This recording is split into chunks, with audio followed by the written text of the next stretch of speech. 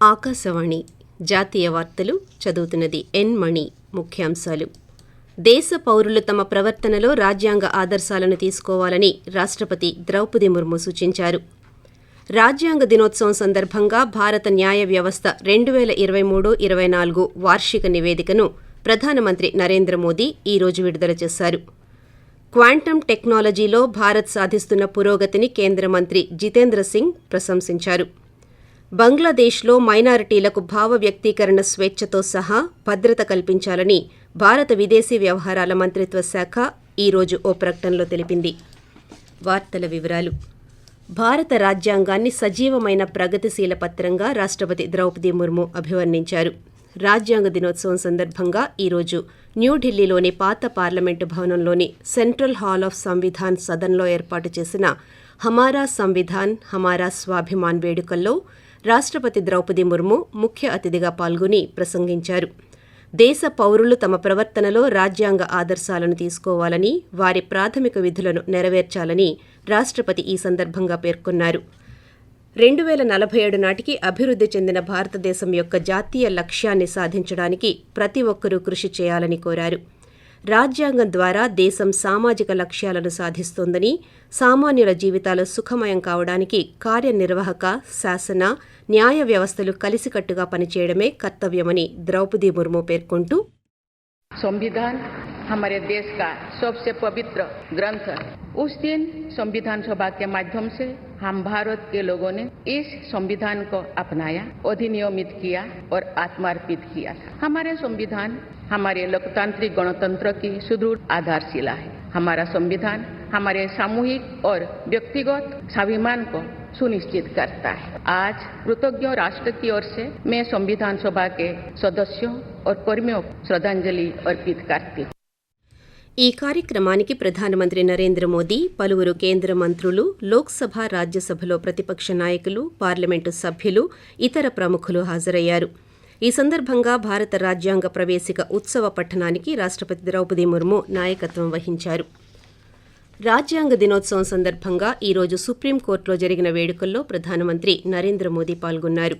ఈ సందర్భంగా భారత న్యాయ వ్యవస్థ 2023-24 వార్షిక నివేదికను నరేంద్ర మోదీ విడుదల చేశారు. అనంతరం ప్రధానమంత్రి మాట్లాడుతూ, భారతదేశ ఆకాంక్షలు, కలలు కాలక్రమేణా నూతన శిఖరాలకు చేరుకుంటాయని మన రాజ్యాంగ నిర్మాతలు ముందే ఊహించారని, తదనుగుణంగా స్వతంత్ర భారతదేశంలో పౌరుల అవసరాలు, సవాళ్లు దృష్ట్యా రాజ్యాంగాన్ని రూపొందించారని పేర్కొన్నారు. జమ్మూ కాశ్మీర్లో ఈరోజు బాబాసాహెబ్ అంబేద్కర్ రాజ్యాంగాన్ని పూర్తి స్థాయిలో అమలు చేయడం రాజ్యాంగ శక్తిని తెలియజేస్తుందని అన్నారు. రాజ్యాంగం అంటే కేవలం చట్టాలు పొందుపరిచిన పుస్తకం మాత్రమే కాదని, నిరంతరం ప్రవహించే చైతన్యవంతమైన ప్రవాహమని ప్రధానమంత్రి పేర్కొంటూ, हमारे संविधान निर्माता ये जानते थे कि भारत की आकांक्षाएं, भारत के सपने समय के साथ नई ऊंचाई पर पहुंचेंगे. वो जानते थे कि आजाद भारत की और भारत के नागरिकों की जरूरतें बदलेगी, चुनौतियां बदलेगी. इसलिए उन्होंने हमारे संविधान को महज कानून की एक किताब बनाकर नहीं छोड़ा, बल्कि इसको एक जीवन निरंतर प्रवाहमान धारा बनाया. మహారాష్ట్ర గవర్నర్ సిపి రాధాకృష్ణన్, ముఖ్యమంత్రి ఏక్నాథ్ షిండే, ఉప ముఖ్యమంత్రులు దేవేంద్ర ఫడ్నవీస్, అజిత్ పవార్లతో కలిసి ఈరోజు 26/11 ముంబై ఉగ్రదాడి 16వ వార్షికోత్సవం సందర్భంగా అమరవీరులకు నివాళి అర్పించారు. 2008లో ముంబై నగరంలో జరిగిన ఉగ్రదాడిలో పోరాడి అంతిమ త్యాగం చేసిన పోలీసు అధికారులు, జవాన్ల అమరవీరుల స్మారకార్థం ముంబై పోలీస్ కమిషనరేట్ ఆవరణలోని పోలీసు అమరవీరుల స్మారక చిహ్నం వద్ద వారు పుష్పగుచ్చాలు ఉంచి అంజలి ఘటించారు. అనంతరం ఈ కార్యక్రమానికి హాజరైన పోలీసు అమరవీరుల కుటుంబ సభ్యులను గవర్నర్, ముఖ్యమంత్రి, ఉప ముఖ్యమంత్రులు పరామర్శించారు. నైరుతి బంగాళాఖాతంలో ఏర్పడిన అల్పపీడనం చెన్నైకి ఆగ్నేయంగా 830 కిలోమీటర్ల దూరంలో కేంద్రీకృతమై ఉందని భారత వాతావరణ శాఖ తెలిపింది. ఇది రాగల 12 గంటల్లో తీవ్ర అల్పపీడనంగా మారి శ్రీలంక, తమిళనాడు తీరాల వైపు వెళ్లే అవకాశం ఉందని పేర్కొంది. అల్పపీడనం కారణంగా కోస్తా తమిళనాడులోని కొన్ని ప్రాంతాల్లో శుక్రవారం వరకు భారీ నుంచి అతి భారీ వర్షాలు కురిసే అవకాశం ఉందని వాతావరణ శాఖ వెల్లడించింది. ఆకాశవాణి జాతీయ వార్తలు వింటున్నారు. భారత అంతర్జాతీయ చలనచిత్రోత్సవం 55వ international film festival of India వేడుకలు గోవాలో కొనసాగుతున్నాయి. ఈ రోజు జరిగిన మాస్టర్ క్లాస్ సెషన్లో స్టీఫెన్ వులే చలనచిత్ర నిర్మాణం యొక్క 5 కీలకమైన దశలపై తన అనుభవాలను పంచుకున్నారు. ఈ వేడుకల్లో భాగంగా గోల్డెన్ పీకాక్ అవార్డు కోసం పోటీ పడుతున్న ఆర్టికల్ 370 చిత్ర దర్శకుడు ఆదిత్య సుహాస్ జంభలే మాట్లాడుతూ, ఈ ఉత్సవం తనకు అత్యంత సుసంపన్నమైన అనుభూతిని కలిగించిందని అన్నారు. సృజనాత్మకత, అభిరుచి, సంస్కృతితో ప్రపంచ సినిమా సజీవంగా ఉండే ఈ ప్రతిష్టాత్మక ఉత్సవంలో భాగం కావడం గొప్పగా అనిపిస్తుందని ఈ సందర్భంగా పేర్కొంటూ, My experience in IFFI has been amazing. I think such an electrifying atmosphere here. So many films coming from different parts of the country, all across.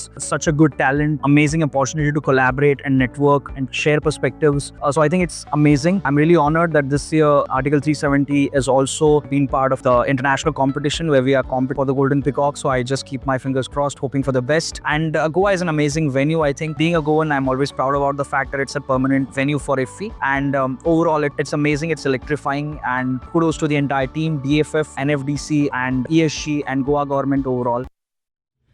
Quantum టెక్నాలజీలో భారతదేశాన్ని గ్లోబల్ లీడర్గా నిలపాలనే లక్ష్యంలో భాగంగా దేశవ్యాప్తంగా ఎంపికైన 8 అంకుర సంస్థలను కేంద్ర శాస్త్ర సాంకేతిక శాఖ మంత్రి డాక్టర్ జితేంద్ర సింగ్ ఈరోజు ప్రకటించారు.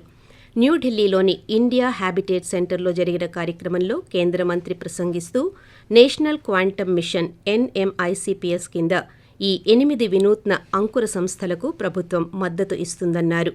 క్వాంటమ్ సైన్స్ యొక్క ప్రత్యేక సూత్రాలను ఉపయోగించుకోవడం ద్వారా మన జీవితంలోని అనేక అంశాలను విప్లవాత్మకంగా మార్చడానికి భారత్ సిద్ధంగా ఉందని తెలిపారు.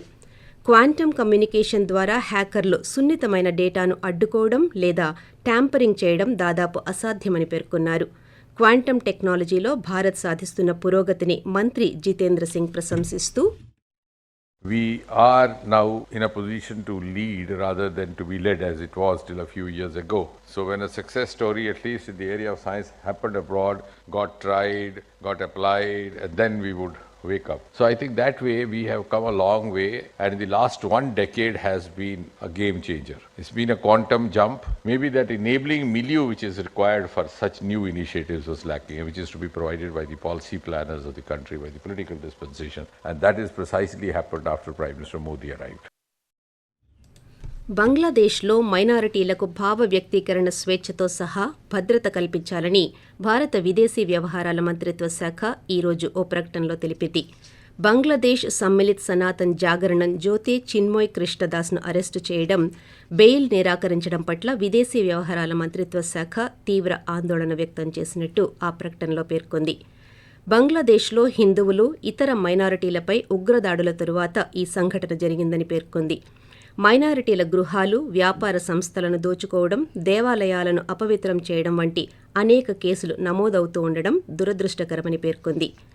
ఈ సంఘటనలకు పాల్పడిన వారు పరారీలో ఉండగా, శాంతియుత సమావేశాల ద్వారా న్యాయబద్దమైన డిమాండ్లను సమర్పించే నాయకుడిపై అభియోగాలు మోపడం సరికాదని విదేశీ వ్యవహారాల మంత్రిత్వ శాఖ స్పష్టం చేసింది. జమ్మూ కశ్మీర్లో రానున్న 3 రోజుల పాటు మంచు వర్షం కురుస్తుందని భారత వాతావరణ శాఖ తెలిపింది. ఈ నెల 29వ తేదీ వరకు వాతావరణం సాధారణంగా పొడిగా ఉంటుందని, నవంబర్ 30వ తేదీ సాయంత్రం నుండి ఎత్తైన ప్రాంతాలలో, ఏకాంత ప్రదేశాలలో తేలికపాటి వర్షం, తేలికపాటి మంచు కురిసే అవకాశం ఉందని పేర్కొంది. దేశీయ స్టాక్ మార్కెట్ సూచీలు ఈరోజు నష్టాల్లో ముగిశాయి. సెన్సెక్స్ ఉదయం 80,415 లాభాల్లో ప్రారంభమై 80,004 వద్ద ముగిసింది. నిఫ్టీ 24,194 వద్ద స్థిరపడింది. డాలరుతో రూపాయి మారకం విలువ 84.33గా ఉంది. అంతర్జాతీయ విపణిలో బ్రెంట్ క్రూడ్ బ్యారెల్ ధర $73 వద్ద కొనసాగుతోంది. వార్తలు ముగించే ముందు ముఖ్యాంశాలు మరోసారి. దేశ పౌరులు తమ ప్రవర్తనలో రాజ్యాంగ ఆదర్శాలను తీసుకోవాలని రాష్ట్రపతి ద్రౌపది ముర్ము సూచించారు. రాజ్యాంగ దినోత్సవం సందర్భంగా భారత న్యాయ వ్యవస్థ 2023-24 వార్షిక నివేదికను ప్రధానమంత్రి నరేంద్ర మోదీ ఈరోజు విడుదల చేశారు. క్వాంటమ్ టెక్నాలజీలో భారత్ సాధిస్తున్న పురోగతిని కేంద్ర మంత్రి జితేంద్ర సింగ్ ప్రశంసించారు. ఆకాశవాణి జాతీయ వార్తలు ఇంతటితో సమాప్తం.